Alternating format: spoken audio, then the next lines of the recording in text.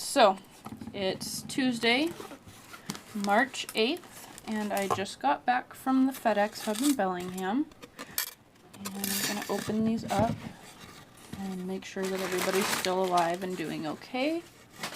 The first package here is from Christie at Christie's Reptile Room.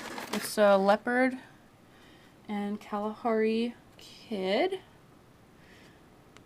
Oh my gosh.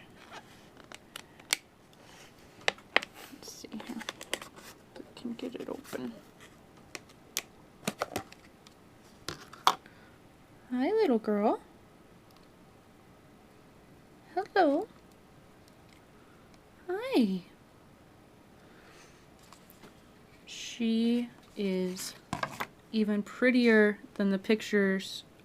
I never would have imagined that she would come and look like this.